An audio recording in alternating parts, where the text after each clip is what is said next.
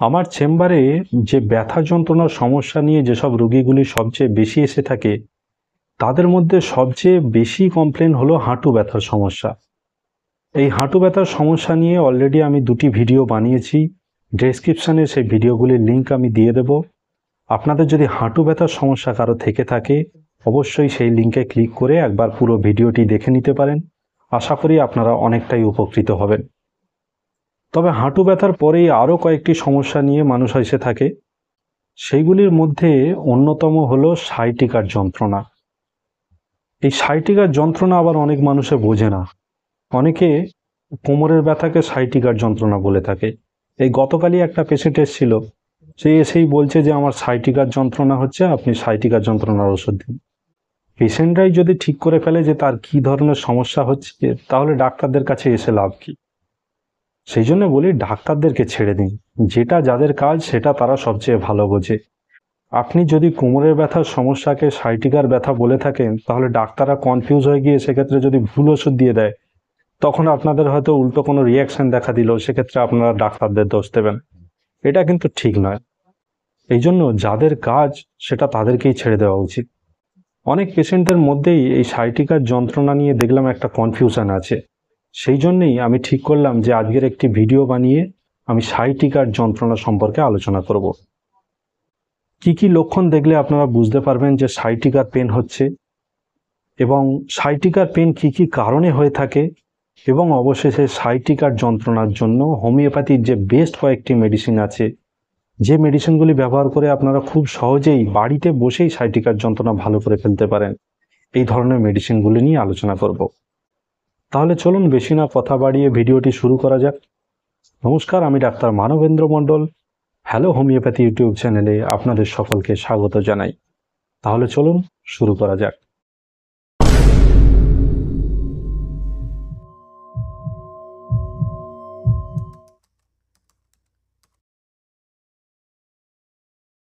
Sciatica হলো মানুষের দেহের মধ্যে থাকা সবচেয়ে বৃহত্তম নার্ভ। এই সাইটিকা নার্ভটি শুরু হয় মেরুদণ্ডের একদম নিচের দিক থেকে, এবং এই মেরুদণ্ড থেকে শুরু হয়ে আমাদের কোমরের পিছন দিক থেকে গিয়ে একদম পায়ের নিচে পর্যন্ত এই সাইটিকা নার্ভ বিস্তৃত হয়ে থাকে। সুতরাং যেখান দিয়ে এই সাইটিকা নার্ভ গেছে সেইখানে যদি পেন হয়, অর্থাৎ আপনাদের কোমর থেকে শুরু করে একদম পায়ের নিচে পর্যন্ত যদি পেন হতে থাকে, সেই সব যন্ত্রণাকেই আমরা সাইটিকার পেন বলে থাকি। এই সাইটিকার পেন যে কারণের জন্য সবচেয়ে বেশি দায়ী হয়ে থাকে সেটা হলো স্লিপ ডিস্ক। স্লিপ ডিস্কের কারণে মেরুদণ্ডের হাড়গুলি যখন সাইটিকা নার্ভের ওপর চাপ সৃষ্টি করে তখন সাইটিকার যন্ত্রণা দেখা দিতে পারে। সাধারণত বেশিরভাগ ক্ষেত্রে এই কারণেই সাইটিকার পেন হয়ে থাকে, কিন্তু এছাড়াও আরও কয়েকটি কারণ আছে, যেমন লাম্বার স্পন্ডাইলোসিস, বা মেরুদণ্ডে অনেক সময় হাড় বেড়ে থাকলে বা মেরুদণ্ডে টিউমার দেখা দিলে সেক্ষেত্রেও সাইটিকার পেন হতে পারে। এছাড়াও মেরুদণ্ডে আঘাত লাগার কারণে এবং লাম্বার ভার্টিব্রাল ক্যানেল স্টেনোসিসের কারণেও সাইটিকার যন্ত্রণা হয়ে থাকে। এই সাইটিকার যন্ত্রণার সাথে পায়ের বা কোমরের অসাড়তা, দুর্বলতা এবং পায়েতে ঝিনঝিন ভাবও দেখা দিতে পারে। অনেক সময় এই সাইটিকার যন্ত্রণা এমনই তীব্রভাবে দেখা দেয় যে হাত পা অসাড় হয়ে যায় এবং হাত পা একদম প্রায় নড়ানো যায় না। এর জন্য স্বাভাবিক যে আমাদের হাঁটা চলা বা দাঁড়িয়ে থাকা বা ওঠা বসা এগুলি করতে কিন্তু প্রচণ্ড অস্বস্তি হয়ে থাকে। যাদের সাইটিকার যন্ত্রণা আছে তাদের যদি হাঁচি হয় বা কাশি হয় তাহলেও তাদের সাইটিকার যন্ত্রণা অত্যধিক হারে বেড়ে যেতে পারে। আবার অনেকের এমনও দেখা যায় যে সাইটিকার যন্ত্রণার জন্য তাদের মূত্রাশয় বা অন্ত্রের নিয়ন্ত্রণ পর্যন্ত হারিয়ে গেছে। এই জন্য এই ধরনের সাইটিকা যন্ত্রণার জন্য আজ কয়েকটি হোমিওপ্যাথি মেডিসিনের কথা আলোচনা করব, যে মেডিসিনগুলি ব্যবহার করে আপনারা বাড়িতে বসেই এই ধরনের সাইটিকার যন্ত্রণা থেকে সম্পূর্ণভাবে মুক্তি পেতে পারবেন। তবে মেডিসিনগুলি আলোচনা করার আগে একটি কথা ভালো করে বুঝে নিন যে কটা মেডিসিন আমি বলবো এই সব কটা মেডিসিন আপনারা একসঙ্গে ব্যবহার করবেন না। হোমিওপ্যাথি চিকিৎসায় একসঙ্গে একাধিক মেডিসিন ব্যবহার করা যায় না। হোমিওপ্যাথি চিকিৎসার নিয়ম হলো একবারে শুধুমাত্র একটি মাত্র মেডিসিন ব্যবহার করা যাবে, যে মেডিসিনটির সঙ্গে আপনার শরীরের লক্ষণ বা আপনার সাইটিকা যন্ত্রণার লক্ষণগুলি মিলে যাবে, শুধুমাত্র আপনারা সেই মেডিসিনটিকেই ব্যবহার করবেন। একসঙ্গে একাধিক মেডিসিন ব্যবহার করে আপনারা কিন্তু কোনো ফল পাবেন না। প্রথমে যে হোমিওপ্যাথি মেডিসিনটির নাম বলবো, এই মেডিসিনটির নাম হলো কোলোসিনথেসিস 200।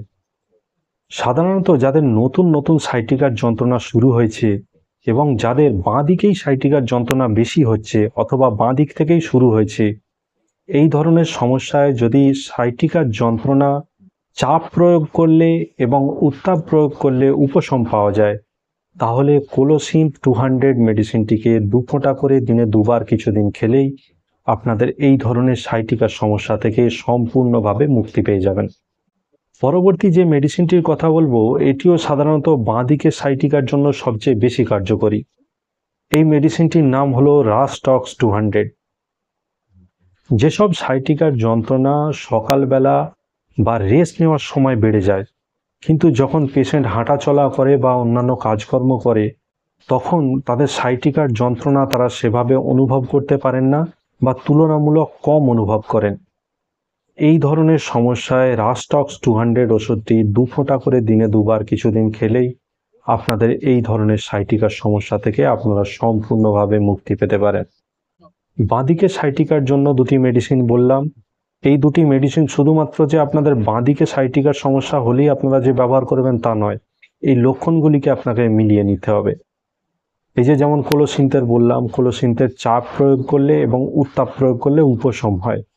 এই লক্ষণটি থাকলে তবেই আপনারা কোলোসিন ব্যবহার করবেন। এবং রাস্টক্সের যে লক্ষণটি বললাম, যে হাঁটাচলা করলে বা স্বাভাবিক কাজকর্ম করলে তাদের সাইটিকার যন্ত্রণা তুলনামূলকভাবে কম থাকে বা তারা সেরকমভাবে অনুভব করতে পারেন না, কিন্তু যখনই তারা রেস্ট নেন বা সকালে ঘুম থেকে ওঠেন, তখনই তাদের যন্ত্রণা কিন্তু খুব বেড়ে যায়। এই ধরনের লক্ষণ থাকলে অবশ্যই আপনারা রাস্টক্স মেডিসিনটিকে ব্যবহার করে খুব ভালো ফলাফল পেতে পারবেন। পরবর্তী যে মেডিসিনটির কথা বলবো, এই মেডিসিনটি সাধারণত ডান দিকের সাইটিকার যন্ত্রণায় খুব বেশি কার্যকরী। এই মেডিসিনটির নাম হলো ন্যাফেলিয়াম 200। ডান দিকের সাইটিকার যন্ত্রণায় যেখানে পা একদম অবশ হয়ে যায় এবং নড়াচড়া করলেই আপনার যন্ত্রণা কিন্তু বেড়ে যায়, এই ধরনের লক্ষণে ন্যাফেলিয়াম ওষুধটিকে 200 পোটেন্সিতে 2 ফোঁটা করে 2 বার কিছুদিন ব্যবহার করলেই আপনাদের এই ধরনের সাইটিকার যন্ত্রণা থেকে আপনারা সম্পূর্ণভাবে মুক্তি পেয়ে যাবেন। আবারও বলছি, শুধুমাত্র ডান দিকের বলেই আপনারা ন্যাফেলিয়াম ব্যবহার করবেন না। ন্যাফেলিয়ামের লক্ষণ থাকলেই তবেই ন্যাফেলিয়াম ব্যবহার করবেন। পরবর্তী যে মেডিসিনটির কথা বলবো, এটিও সাধারণত ডান দিকের সাইটিকার যন্ত্রণার ক্ষেত্রে বেশি ব্যবহৃত হয়ে থাকে। ডান দিকের সাইটিকার যন্ত্রণা যেখানে কোমর থেকে পা পর্যন্ত যন্ত্রণা হচ্ছে এবং উত্তাপ প্রয়োগে সেই সব যন্ত্রণা কিছুটা উপশম পাওয়া যাচ্ছে, এই ধরনের সমস্যায় ম্যাগফস 200 ওষুধটিকে 2 ফোঁটা করে দিনে 2 বার কিছুদিন ব্যবহার করলে আপনারা এই ধরনের সাইটিকার সমস্যা থেকে সম্পূর্ণভাবে মুক্তি পেয়ে যাবেন। পরবর্তী যে মেডিসিনটির কথা বলবো, সেই মেডিসিনটির নাম হলো আর্নিকা 200। যদি আপনাদের কোমরে কোনো আঘাত লাগার কারণে সাইটিকার সমস্যা হয়ে থাকে, সেটা ডান দিকেই হোক বা বাঁ দিকেই হোক, যদি আঘাত লাগার কারণে আপনাদের সাইটিকার সমস্যা হয়ে থাকে, তাহলে আর্নিকা 200 মেডিসিনটিকে 2 ফোঁটা করে দিনে 2 বার কিছুদিন ব্যবহার করলেই আপনাদের এই ধরনের সাইটিকার সমস্যা থেকে আপনারা সম্পূর্ণ মুক্তি পাবেন। পরবর্তী যে মেডিসিনটির কথা বলবো, এই মেডিসিনটির নাম হলো লিডাম পাল 200। যেসব সাইটিকার যন্ত্রণা নিচের দিক থেকে ক্রমশ উপরের দিকে উঠতে থাকে এবং শীতল প্রয়োগে বা বরফ প্রয়োগে কিছুটা উপশম পাওয়া যায় এই ধরনের যন্ত্রণায়, আপনারা লিডাম পাল 200 ওষুধটিকে 2 ফোঁটা করে দিনে 2 বার কিছুদিন ব্যবহার করতে পারেন।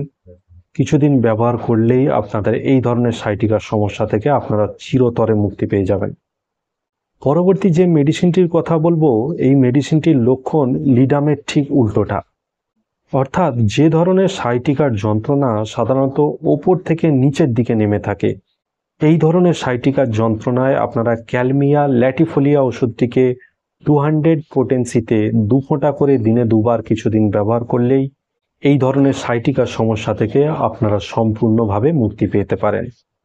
আবারও বলছি, যে মেডিসিনগুলি আমি আলোচনা করলাম শুধুমাত্র ডান দিকে বা বাঁ দিকে সাইটিকার যন্ত্রণা হচ্ছে বলে আপনারা সেই সব মেডিসিনগুলিকে ব্যবহার করবেন না, বা একসাথে একাধিক মেডিসিনও আপনারা ব্যবহার করবেন না।